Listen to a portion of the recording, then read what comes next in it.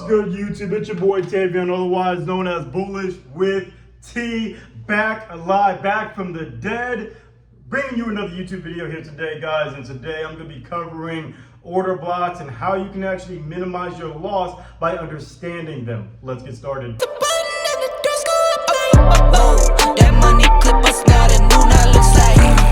What's good, YouTube? It's your boy Tavion, back. It's been 2 months. I miss y'all. I really did. So much has happened. I got a new place, new crib, and there's been so many events that's just happened in between. So I apologize for the lack of posting and content, but just know from here on out, you are going to get at least minimum of 1 video a week. But with that being said, guys, let's go ahead and dive right into this video. Like I said, this video we're talking about order blocks, but not just really breaking down what order blocks are, but more so showing you how to understand that majority of the time what the market will do, especially around New York, London session, is it will break the first order block level and then typically respect that next one. Again, no strategy is 100%, so I don't want to make it sound like this is like the holy grail of strategies out there, but I want to show a perfect example that I marked up this week that I also shared in my Discord community, which, by the way, join that Discord. It's absolutely free right now.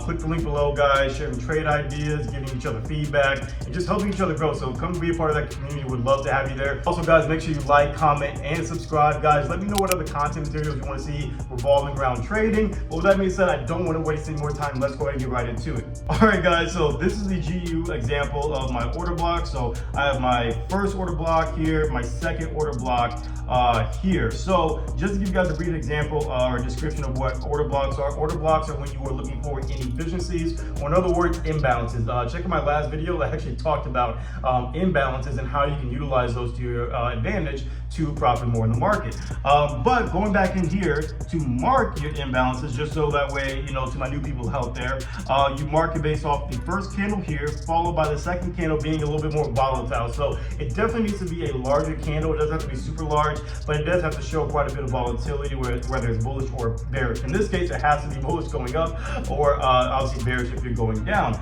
And then it goes from my third candle, which is here. So in other words, my inefficiency or my imbalance will be from the top of this wick here all the way to the bottom of that wick there, and I'll extend that out. This is what this is the untouched or untapped liquidity that the market that we do see eventually tapped into. Right now, this is happening in New York session that's now transitioning into London session. So I will tell you right now that typically the most volatile time is typically New York session. I think New York and London definitely go back and forth, but when I think about what is the most volatile, I would definitely say that's New York session, just typically because a lot more news will come out around that time, especially like things like NFP, you know, you got Powell, all these other people, you know, speakers and whatnot. Typically it's always around that New York session time. But what people fail to realize is that when it comes down to order blocks, especially when it's New York and or London session, again, typically more New York, typically the first order block level will always get knocked out. Always, almost always, not always guaranteeing, but almost always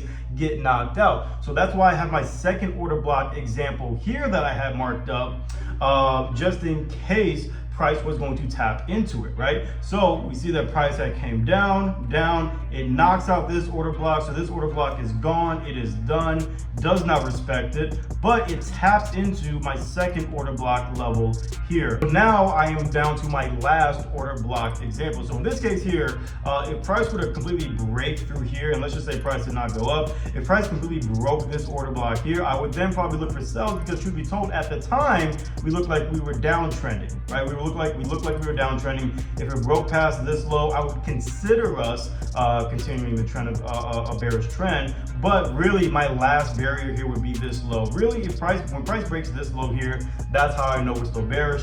But in this case, it did not. So we see here that price actually tapped into my order block zone here. And the moment it taps into it, you know, that's when you can typically enter the trade. Now, obviously, it depends on how big that inefficiency is, which typically most inefficiencies and imbalances aren't too large for you to get in for the entry. So in other words, how I would then set my stop loss is, as you can see here, is I would set it below the previous low.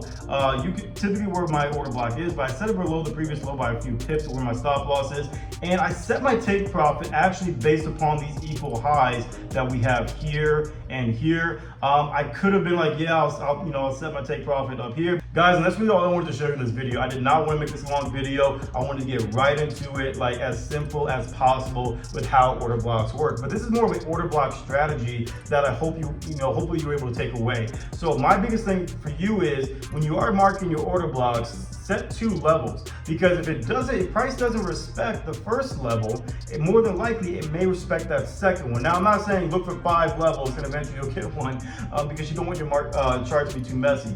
But I will tell you that, again, speaking from experience and tons of back testing, I have seen times where typically in New York, sometimes in London, in this case this is London, but I do see a lot more in New York, price will eliminate the first level that you have, and it'll kind of give that fake out. All right guys, so with that being said, that's all I have for you in this video today. Drop a like, leave a comment, make sure you subscribe. Hopefully this was simplified, hopefully this did make sense, and hopefully this actually does help other traders out there.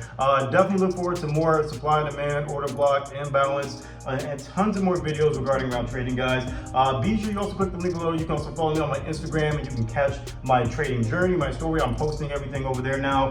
Also, be sure you join that Discord. It's free, guys. I'd love to have you in there and help you where I can, and really just help one another grow in our trading journey. But with that being said, guys, thank you so much for stopping by, and I'll see you all in the next video. Take care.